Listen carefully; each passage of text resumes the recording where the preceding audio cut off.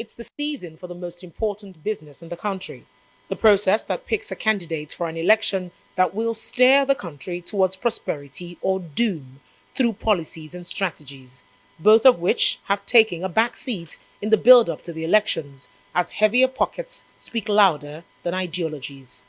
You see, this issue is not about what you call it vote buying. It's what I call vote trading. The man who takes and the man who gives, they are trading. Money in any part of the world is part of politics. Because the idea of politics itself is about investing in facilities, in people, and of course, in programs. Those who get involved, who compete for power, would use money to affect the decision of voters. Yeah, it's a reality that is with us now. Is it ideal? Maybe not. For the two popular political parties, nomination forms go from 40 to 100 million naira for the presidency. This has been justified as money to be used for administrative purposes and to run the electoral process. People say political parties are charging money. They are charging people to pay fees, huge fees and whatever. Okay, huge fees are not in any way, trying to justify the exorbitant, the high level of, charges that some parties, have levied their members.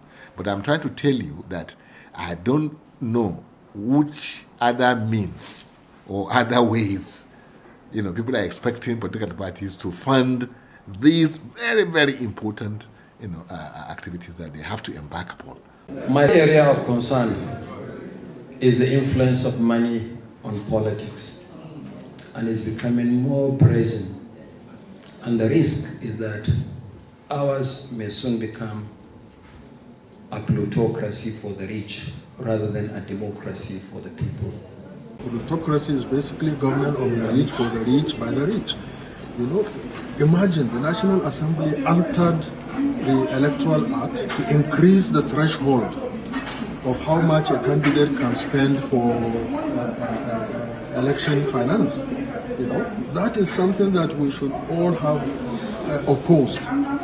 In a country where the minimum wage is 30,000 naira and the president's basic salary is 3.5 million naira a month, the cost for political ambition is described as outrageous. The activity of monetizing politics in Nigeria is criminal, first and foremost. And the government in charge should do the needful. A political party cannot come up with 100 million naira for just a nomination form. That is stealing by crook, by pretense. Those parties are supposed to be deregistered. Those parties are supposed to be called to book. The primaries, as all of us have seen now, have become extremely mercantile and transactional. It has gotten to the level of absurdity. If a presidential aspirant must make provision for up to $20,000, for each delegate, about 4,000 delegates, for him to win primaries, is that really what we want in Nigeria? Whatever reason is provided to justify the cost of nomination forms or investment in delegates, the Electoral Act shows a law is being broken, but gradually being accepted as the new normal. No individual, other party or entity should donate to a candidate more than 50 million. All the donations we are seeing to buy from, is it no more than 50 million? It's an offense.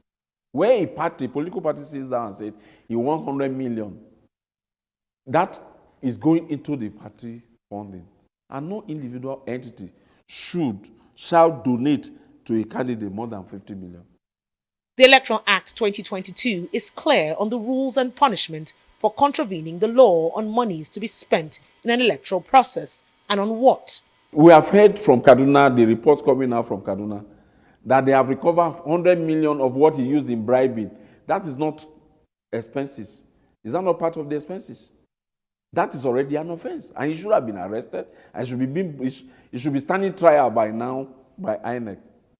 With nomination forms costing as high as 100 million naira and politicians admitting that groups are responsible for the donations, it's safe to say the law is being broken and no one is being questioned. How did the country's politics get here? Many wonder. Are the authorities willing to curtail the trend? Election everywhere, politics everywhere in the world requires money. Yes, there's some crude way that our country, some of our politicians in Nigeria are going about it. Yeah, but that also tells that indeed we need leadership. If we get leadership right, this kind of situation as we're faced with today we will not be facing it. Why it is happening this way? Blame whoever is in charge of Nigeria. It will be very hard for us to be able to curtail this, to be very honest, because you cannot hold somebody that he received money or he did not receive money, because these monies do not have any receipts, they did not go through any bank transfers, so it will be very, very hard for you to prove.